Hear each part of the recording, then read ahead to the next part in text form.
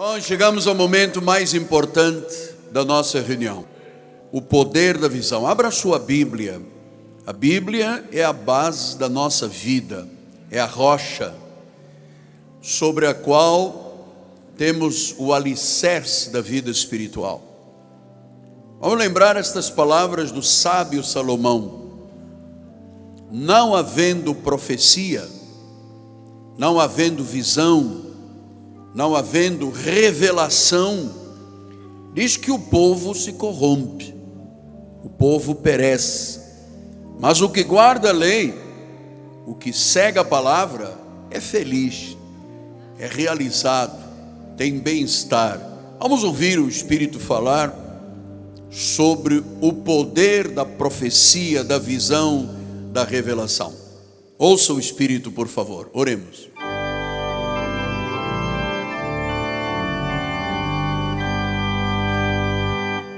Senhor Jesus Cristo, sempre a honra, o louvor e a glória, o império, a força e a majestade serão reconhecidas pelo altar e pela igreja Cristo vive. E esta noite de celebração do nosso cristianismo, da nossa fé num Deus que ressuscitou, nós não andamos segundo o Cristo nos dias da sua carne, nós não o conhecemos mais deste modo, nós o conhecemos como ressuscitado. Ele está vivo, Ele vive entre nós. Senhor, ser engrandecido pela nossa igreja, ser exaltado, ser bendito, ser magnificado. A honra é para Jesus. E fala-nos esta noite, fala-nos como só Tu sabes falar. Tua palavra é como uma espada, ela corta, ela separa juntas e medulas, alma da carne, espírito da carne, e ela vai até as intenções do coração, que só Tu conheces. Em nome de Jesus, fala-nos, Deus, para a Tua glória. E o povo do Senhor diga amém, amém e amém. Graças a Deus. Glória a Deus. Meus amados irmãos, minha família, santos preciosos, povo vencedor, povo determinado, povo ousado, povo intrépido, corajoso, que não se deixe intimidar por nada nem por ninguém. Sabem quem tem crido, sabe que Jesus vive. Meus amados, minha família, selo do meu apostolado, meus filhinhos na fé. Um homem de Deus ou uma mulher de Deus sem visão, sem saber o que quer da vida, sem conhecer o seu futuro, é uma pessoa que vive apenas do seu passado. Um homem sem visão do futuro é uma pessoa que vive apenas do seu passado. Às vezes nós conversamos com pessoas cristãs que estão aí no meio da lei, e as pessoas costumam dizer: olha, quando eu tinha 18 anos, em 1974, e as pessoas vivem muito do passado, porque um homem sem futuro só pode viver do passado. E nós queremos que esta igreja tenha esta visão profética da vida e do futuro, porque a visão é a ponte entre o presente e o futuro. Sem isto, sem esta visão, diz a Bíblia, o povo perece. Então a visão que Deus coloca no coração de cada um de nós, ela cria propósitos da vida. Sem visão, você gasta apenas a sua vida, apenas vivendo e pensando no seu passado. Nós precisamos não apenas de enxergar com os olhos físicos o que estamos vivendo, mas enxergar com os olhos do coração sobre aquilo que Deus quer para a nossa vida e para o nosso futuro. Então Jesus disse em João 8,32, você vai conhecer a verdade. Conhecereis a verdade e a verdade vos libertará. Então, nós acreditamos, amado, que uma vez que estamos em Cristo, não temos mais nenhum compromisso com o passado, não temos mais nenhuma amarra com o passado.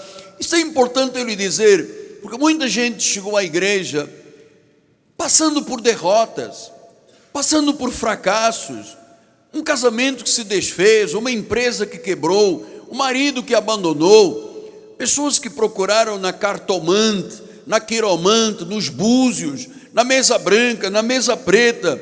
Há pessoas que, no desejo de conhecerem um pouco do seu futuro, de aspirarem, terem um desejo de alguma coisa, elas se meteram em caminhos escusos e escuros. Então, conhecer a verdade é a forma que Deus faz na nossa vida e que vai determinar a forma de nós vermos a vida. Quando eu era católico, apostólico romano, a minha vida era baseada apenas no que eu via das imagens, naquela fé tradicional, né, da cultura portuguesa, que crê na Nossa Senhora, crê na imagem, crê. Mas quando Cristo me libertou, eu conheci a verdade. A verdade me libertou.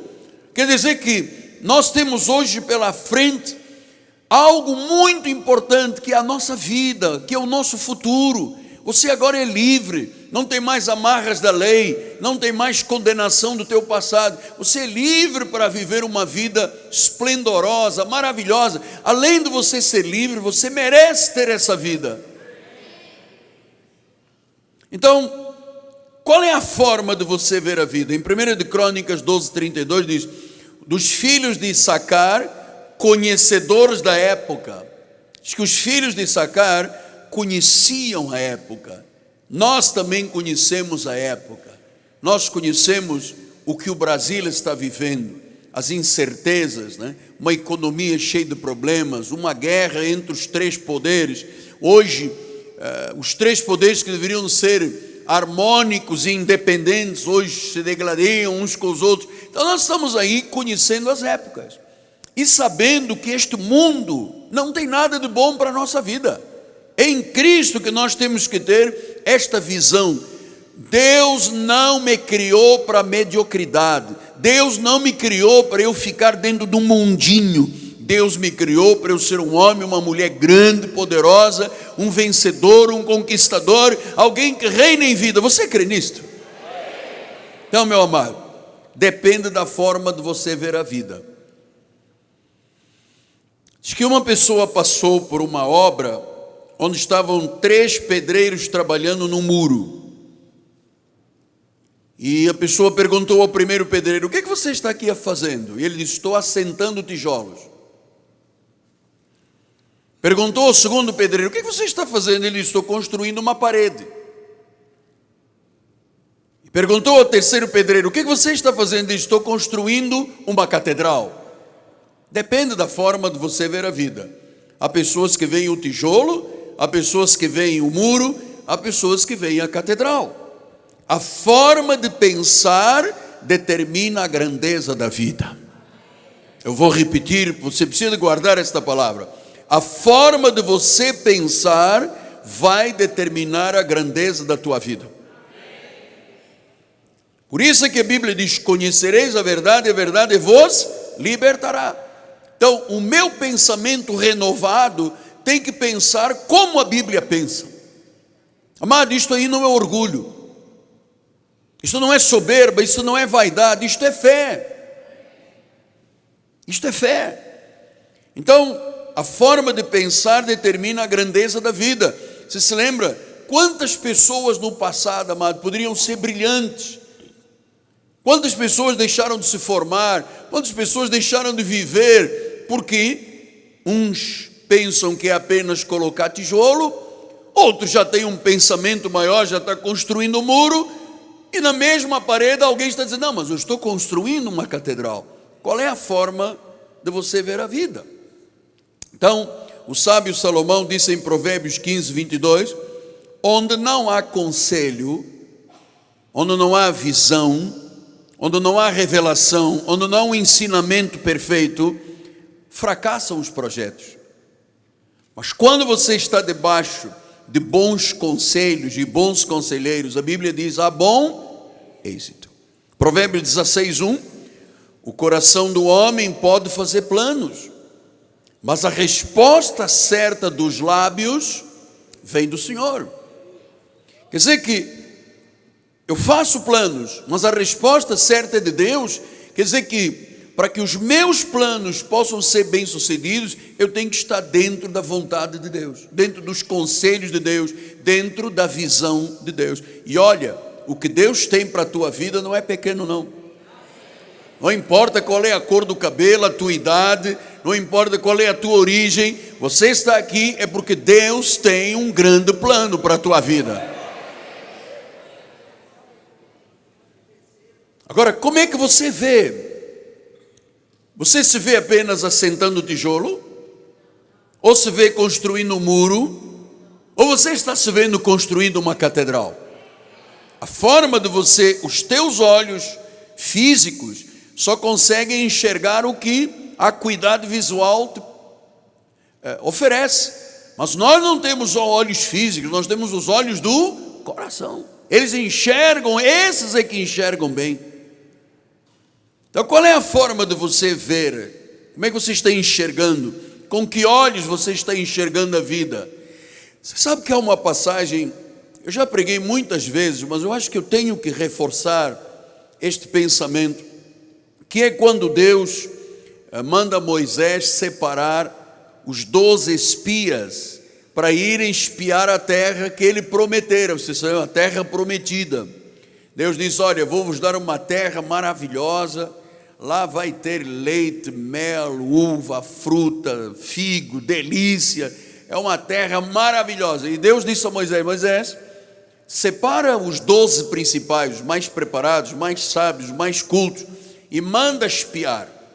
No capítulo 13 de Números, capítulo 13, versículo 27, assim, relataram a Moisés e disseram: fomos à terra que nos enviaste, e olha, Moisés, verdadeiramente mana leite e mel, olha o fruto dela. Trouxeram aí um cacho de uvas com 10 quilos, e diz o versículo 28, o povo, porém, que habita nessa terra é poderoso, as cidades eram muito grandes, eram fortificadas. Também vimos ali os filhos de Anak, os amalequitas que habitam na terra de Negueb, os heteus, os jebuseus, os amorreus, os filhos da perdição, que habitam na montanha, os cananeus que habitam ao pé do mar e na ribeira do Jordão. Então Caleb começou a perceber que a visão que os espias tinham era uma visão negativa. Disseram: realmente tem fruta, tem mel, tem uvas, tem leite, tem tudo, mas mas o quê? Deus não disse que aquela seria a terra deles, mas a forma de alguns, a visão como alguns começavam a enxergar, em vez de verem a promessa, começaram a ver os obstáculos e as dificuldades. Tudo bem, tem fruta, tem leite, tem mel, mas tem lá gigante. E era cada paredão, fortalezas, paredão de 2 metros. Eles começaram a enxergar apenas com os olhos físicos. Eles deixaram de enxergar com os olhos espirituais. Então Caleb se levantou, fez calar o povo perante Moisés e disse: eia, para! Não fica só enxergando que você está colocando tijolo, você está construindo uma catedral. Ele fez calar o povo e disse: subamos, possuamos a terra, porque certamente prevaleceremos contra ela. Você percebe um homem determinado, ousado, corajoso, intrépido. Deus falou, eu vou ficar com o que Deus falou. Realmente lá tem gigante, mas nós vamos entrar lá. Foi Deus que determinou, o futuro é de Deus. Olhem, enxerguem com os olhos do coração. E diz o versículo 31, porém os homens que com ele tinham subido disseram: não poderemos subir contra aquele povo, Amado, o que você imagina em sua alma é o que você é. Se te mostras fraco no dia da angústia, a tua força é pequena. Os homens não poderemos. E se você disser que não pode, você não pode. E eu não vou poder fazer com que você possa. Não poderemos subir contra aquele povo. Ele é um povo mais forte do que nós. Versículo 32. Diante dos filhos de Israel infamaram a terra que haviam espiado, a terra pelo meio do qual passamos a espiar. Ela devora os moradores. Todo o povo que vimos são homens de grande estatura. Vimos ali gigantes, os filhos de Anak, não descendentes de gigantes, são descendentes de gigantes. Éramos aos nossos próprios olhos como gafanhotos, e assim também o éramos aos seus próprios olhos. Você vê? A forma de você ver a vida. A forma de você ver a vida. Josué e Caleb olharam com os olhos do coração, da fé. Deus disse que aquela terra é nossa, nós vamos entrar, nós vamos conquistar, nós vamos possuir. Os negativistas, aqueles que só olham com os olhos físicos, será, não vai dar. Apesar de Deus ter prometido, apesar de Deus ser real, ser verdadeiro, mas não dá, porque gente, nós temos 1,70 m, os caras lá têm quase 3 metros de altura. Olha, nós, aos olhos deles, somos gafanhotos, e nós nos sentimos gafanhotos. Ouça, isso se chama derrota, fracasso. Deus disse, a terra é vossa. Deus deu uma missão, que eles saíssem do Egito para a terra prometida. Será que Deus estava criando uma balela, um engano, uma mentira, uma fraude? Sim, apóstolo, mas tinha gigantes lá, tinha paredes grandes, tinha fortaleza. Amado, ouça, um com Deus é superior a 1000. A Bíblia promete isso, um será maior do que 1000. Aliás, uma pessoa ativa de fé vale por 99 passivas em dúvidas. Tudo tem um custo na vida, tudo tem dificuldades na vida. Você não se esqueça que eu sempre conto aqui, quando nós compramos este terreno, eu tenho um laudo que dizia, esse terreno é maravilhoso, você não precisa nem cavar muito. Cavou 2 metros, já tem terra sólida, não vai gastar nem muito dinheiro aqui. Contratamos a melhor empresa de pesquisa de terra, de terrenos do Rio de Janeiro. Eles me deram um laudo dizendo, compra o terreno. Pastor, está ótimo. Contratamos os primeiros tratores. Quando o trator chegou aqui, estendeu aquele bracinho dele com aqueles dentinhos. Quando ele bateu, pá! Quebrou os dentes da máquina. Aí o dono veio, era um patrício meu, mal educado. O senhor me quebrou os dentes. Eu falei, eu quebrei os dentes? Não. Ah, mas o laudo disse que aqui era terra. Olha, o laudo dizia que era terra. Era tudo pedra. E a pedra começava lá em cima na casa de máquinas do ar-condicionado e vinha até aqui ao meio. Amado, nós levamos aqui 9 meses cortando pedra, explodindo pedra, tirando pedra. Foi um caos. São os obstáculos. Sabe uma coisa? Eu não parei. Eu fui determinado, bispo. Eu fui ousado, porque eu não estava vendo o terreno na pedra. Eu estava vendo a catedral construída. Eu tinha uma maquete. Eu tinha uma maquete, um desenho.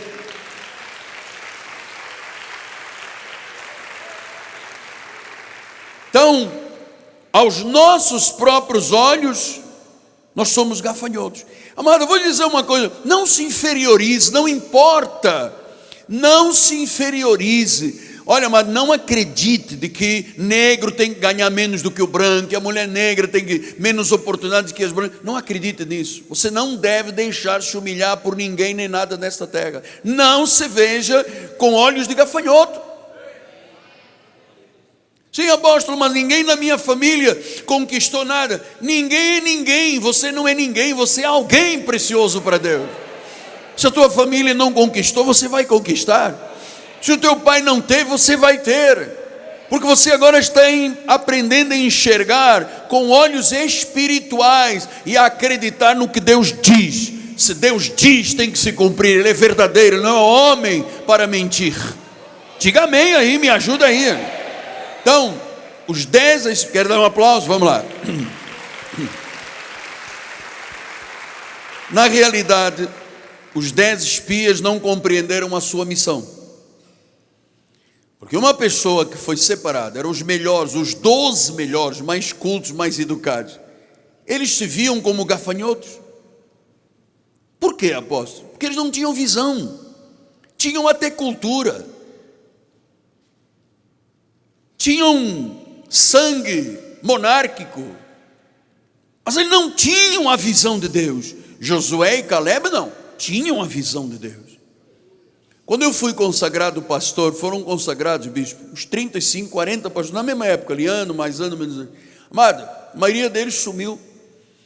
Porque começaram a dizer, não dá para comprar terreno, não dá para construir, é tudo muito caro. Tinha plano Collor, tinha plano verão, tinha plano inverno, tinha plano cruzado, cruzeiro, corta zero. Amado, nós passamos aqui, os mais antigos sabem, o que era uma inflação de 85% ao mês. Era preço da manhã, preço da tarde e preço da noite. Uma maquininha, todo mundo se arrepiava com aquela máquina. Ouça, quando você está... Olha, aleluia.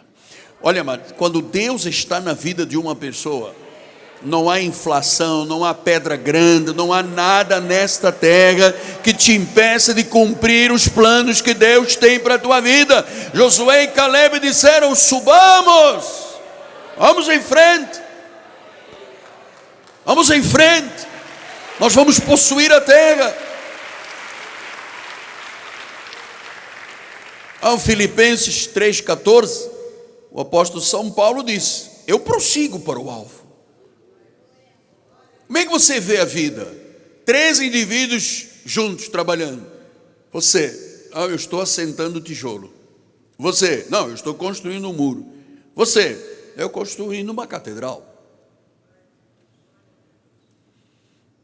Os 3 estavam fazendo a mesma coisa, mas a visão era diferente.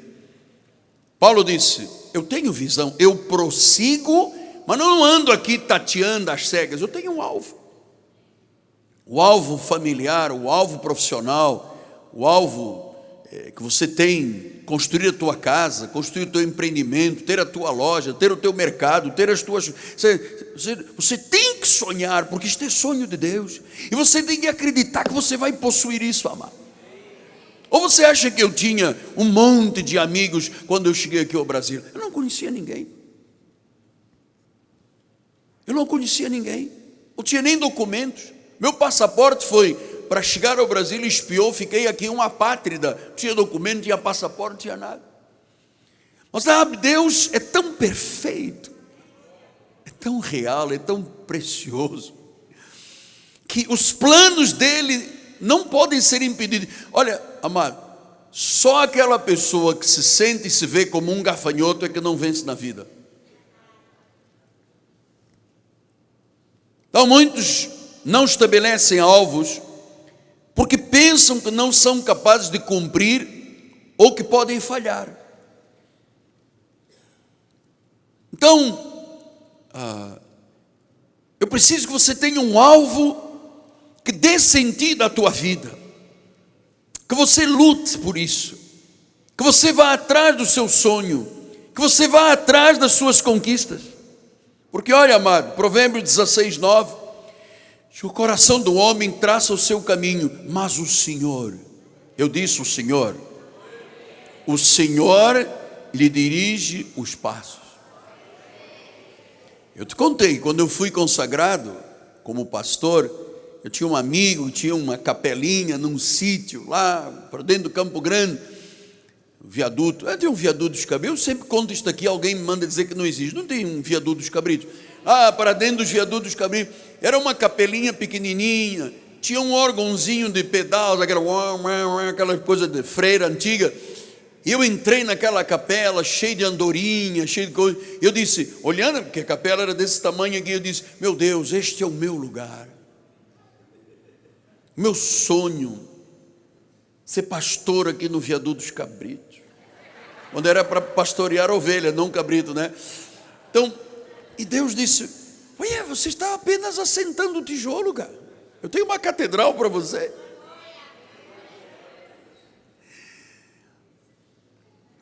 Depois, quando eu fui para a Ilha do Governador e construí a primeira igreja, quando eu terminei tudo, eu disse: glória a Deus.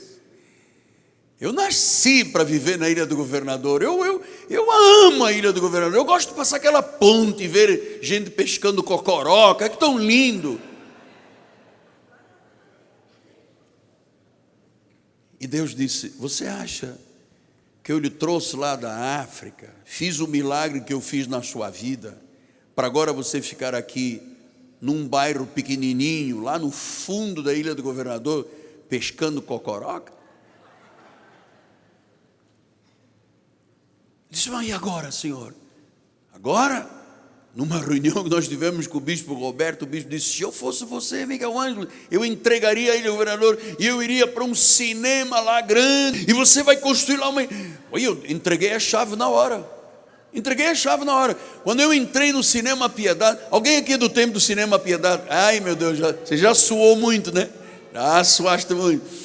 Quando eu entrei ali no cinema, eu disse: Deus, eu tinha uma igreja toda terminada, com vitrôs, com mobílias que vieram do Rio Grande do Sul, com ares condicionados, e agora eu vim para um lugar que era pior que o inferno de calor.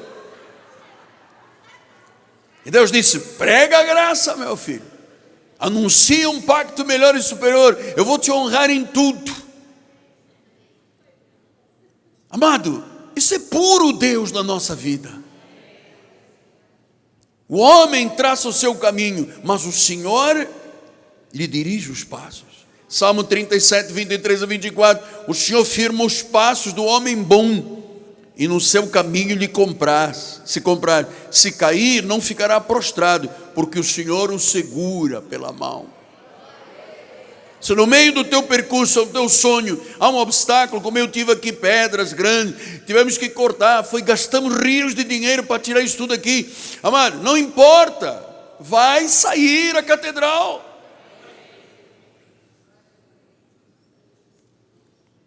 Passo a passo, momento a momento, decisão a decisão, amado, veja-se vitorioso.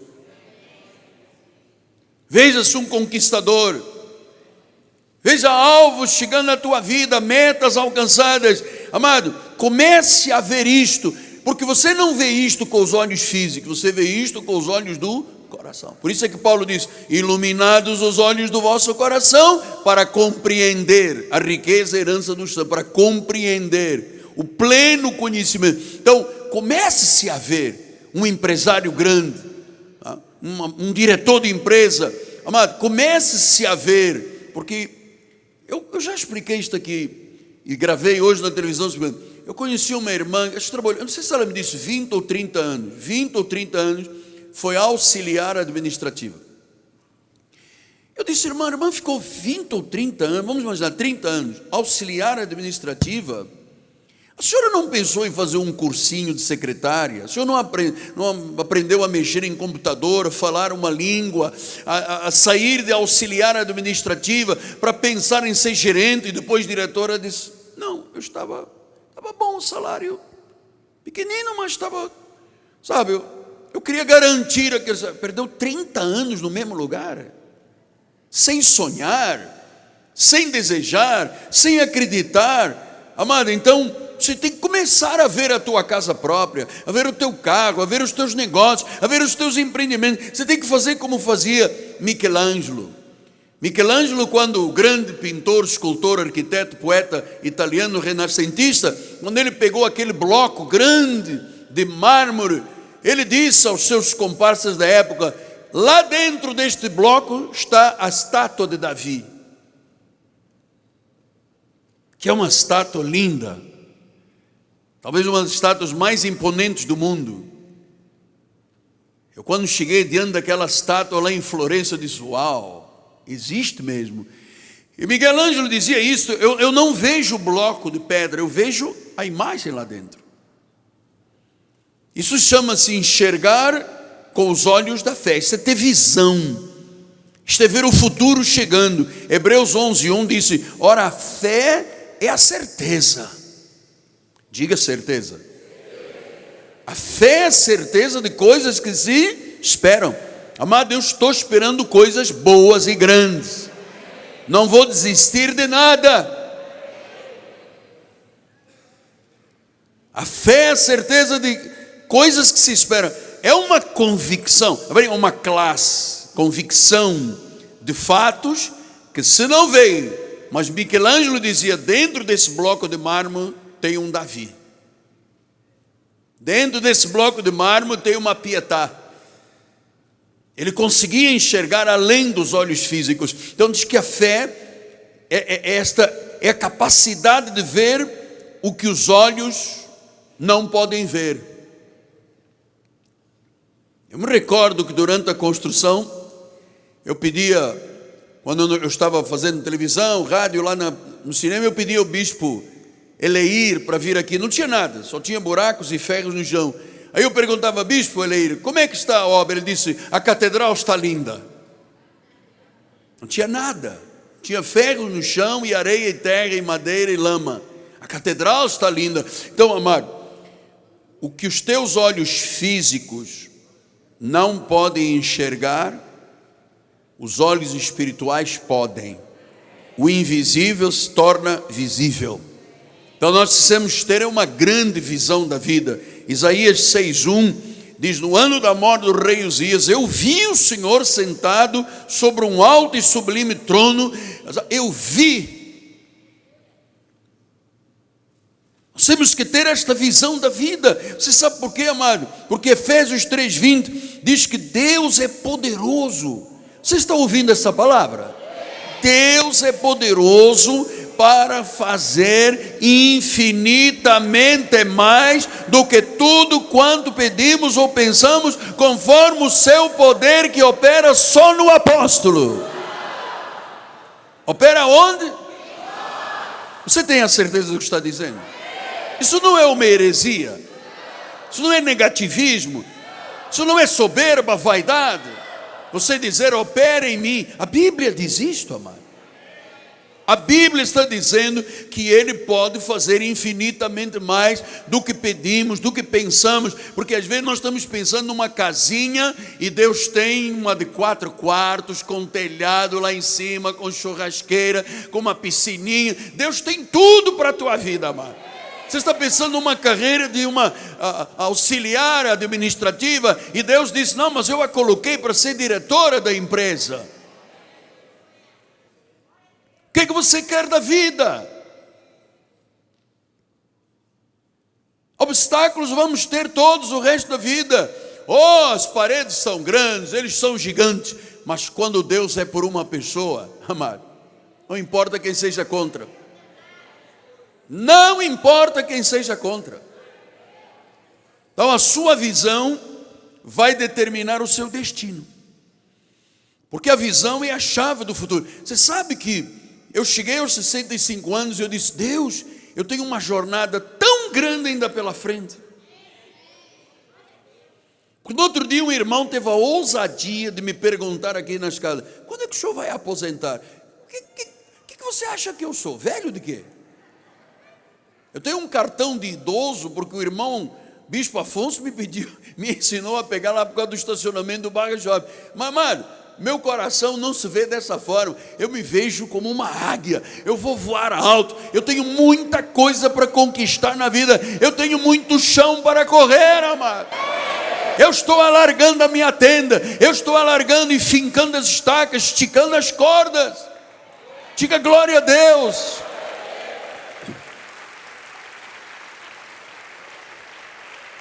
Então, visão é a chave do futuro. O teu futuro já está dentro de você. A forma de você crer, a forma de você agir, vai criar o teu amanhã. Salmo 139:14.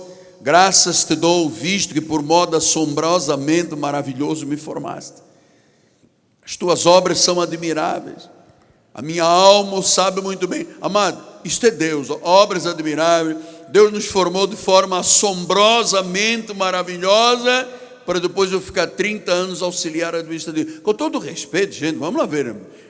Se a pessoa quer ser auxiliar administrativo o resto da vida, amém. Mas você está se olhando como gafanhoto. I'm so sorry. Você está olhando para você e está dizendo, você é um gafanhoto. Os outros podem, os outros conquistam, os outros ganham, mas eu sou um gafanhoto. Isto é um negativismo terrível. Isso é contra Deus, é contra a visão de Deus. Então, Êxodo 31:3. E eu enchi do Espírito de Deus, de habilidade, de inteligência, de conhecimento em todo o artifício. Então, Deus chama pessoas, amado, e Ele capacita. Essa empresa que Deus te colocou, não é para você ficar aí, não, é para você crescer e chegar lá ao topo. Essa empresa que Deus te deu é para se multiplicar. Essa carreira que Deus colocou você, não é para você estagnar, é para avançar, é para conquistar. Porque Deus disse, eu enchi do Espírito de Deus, eu lhe dei habilidade, eu lhe dei inteligência, eu lhe dei conhecimento. Isso chama-se capacitação de Deus.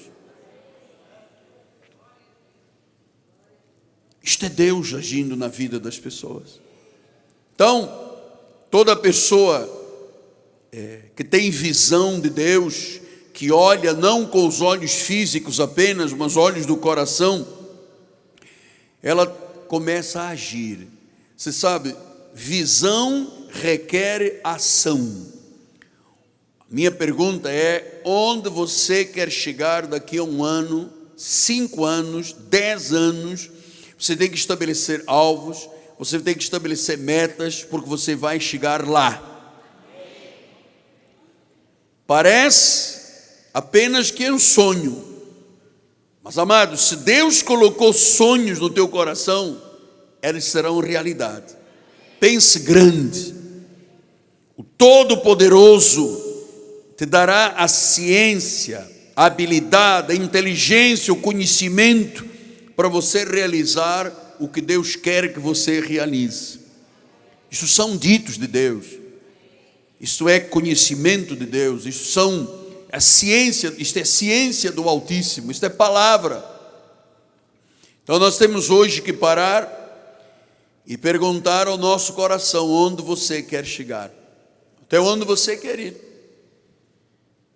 Porque eu me recordo um irmão que tanto me pediu oração aqui na igreja. Apóstolo, eu sou gerente de uma empresa, puxa, mas o meu sonho era ser o diretor. E nós começamos a orar. Ele chegava aqui, entregava a oração e eu dizia assim, você é o diretor. Comecei a tratar ele de diretor, como eu trato alguns irmãos aqui, pelo cargo que eu acho que vão chegar. Eu trato uma irmã da nossa igreja de desembargadora, ela é advogada, eu estou dizendo, você é desembargadora. O esposo dela, eu digo, você é o diretor da escola. Então, amado, comece-se a ver desta forma. Comece a enxergar com os olhos do coração.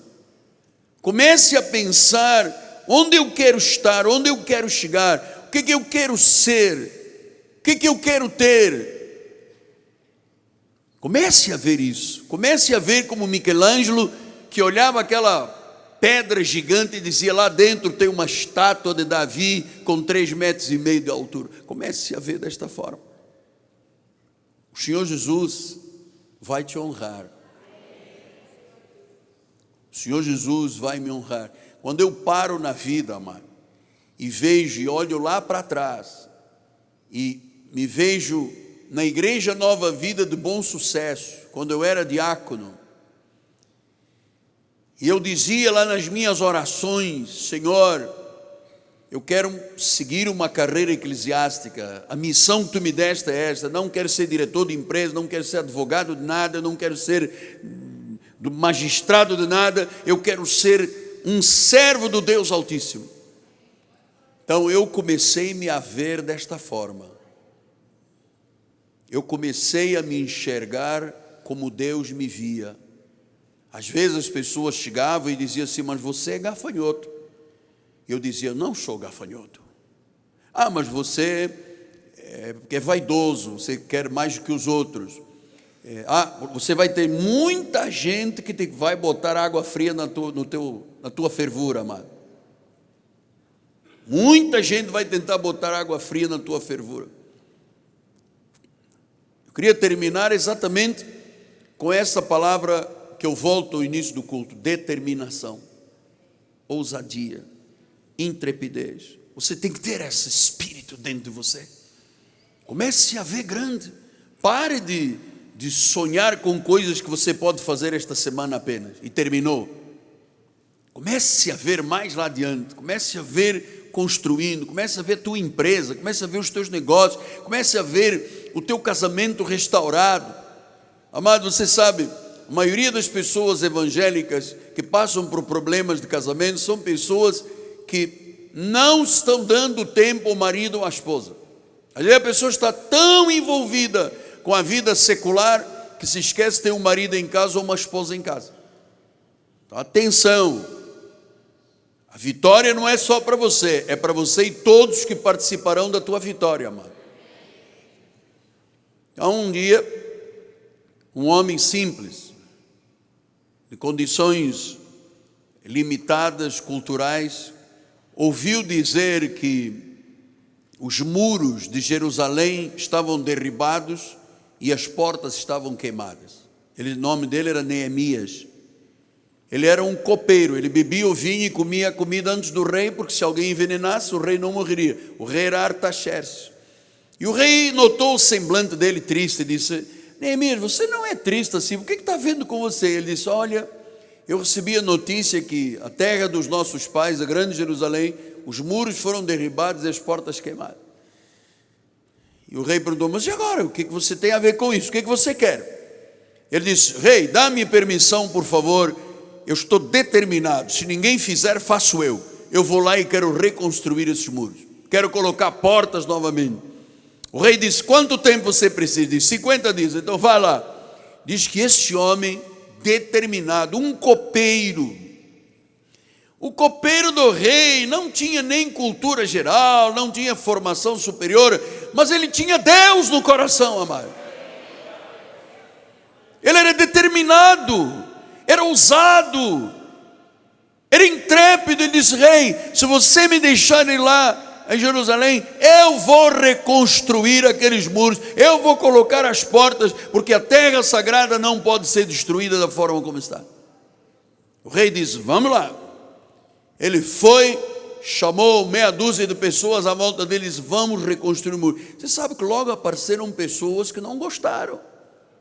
Ananias, Tobias, não sei o que, os filhos do diabo, Sambalá, né? Sambalá e Tobias começaram a dizer: poxa, mas você, quem é você? Você acha que você vai reconstruir? Um copeiro, um indivíduo que não tem nem a 4ª série primária, vem agora dizer que vai reconstruir. Temos governadores aí, temos gente sátrapas, temos gente poderosa, não fez nada e você vai fazer? Ele disse: eu vou fazer. Amado, essa decisão ousada é de uma pessoa que tem visão. E eu queria que cada membro desta igreja tivesse esta visão que Deus vai desenvolver ao longo dos estudos, até você chegar um dia e dizer: eu estou voando alto. Eu estou voando alto. Jovem, não fica só pensando que sexta-feira tem balada. Isso é uma preocupação ínfima da vida. Pensa que daqui a 5 anos você é adulto, e você tem que batalhar, tem que trabalhar, tem que lutar, tem que construir a sua vida. Você não vai ficar dependendo da mesada do papai o resto da vida. Homem, você já chegou a algum lugar, mas Deus tem algo muito maior para a tua vida. Aceita o desafio. Você nasceu para ser grande. Foi Deus que nos criou desta forma. Curve a sua cabeça. Pai amado e bendito, eu te engrandeço, ó Deus, porque eu sei que nós estamos aprendendo a ter força para viver, coragem para vencer. Estamos aprendendo a ter determinação, ousadia, intrepidez. Tu não queres ninguém de ânimo dobre nesta igreja. Tu não queres pessoas vacilantes, mas queres pessoas que esperem um futuro muito maior e muito melhor do que tiveram até o dia de hoje. Portanto, Pai, que esta semente que eu semeei comece agora a germinar e a dar frutos para a glória do Senhor. E todos digam comigo: amém, amém e amém. Graças a Deus. Vamos dar aplauso ao Senhor. Glória a Deus. Vamos ficar de pé. Bispo André vai dar a bênção final. Quem puder ficar mais um minuto, nós vamos cantar um corinho. Os que precisarem de voltar às suas casas, por favor, em paz, sejam guiados.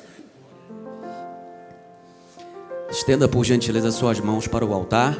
Pai amado e bendito, obrigado, Senhor, porque a nossa acuidade visual, a visão dos nossos olhos espirituais estão, ó Deus, perfeitas, estão atinadas, ó Pai.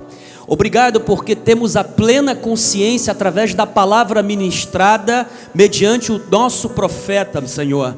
Temos o Teu Espírito em nós, temos habilidades, inteligência, temos talentos, tudo isto porque Tu estás em nós. Por isso sairemos daqui determinados, ó Pai, radiantes na fé, porque Tu tens coisas grandiosas preparadas a nosso respeito, a nosso favor. Sairemos daqui sempre, ó Deus, sempre com a nossa fé firme no autor e no consumador. E agora, Senhor, que a graça e a paz de nosso Senhor e Salvador Jesus Cristo, o grande amor de Deus e as doces consolações e as manifestações do Espírito Santo se manifestem não somente hoje, mas para todo sempre. E a igreja vitoriosa que tem a visão de Deus diga amém e amém. Glórias a Deus.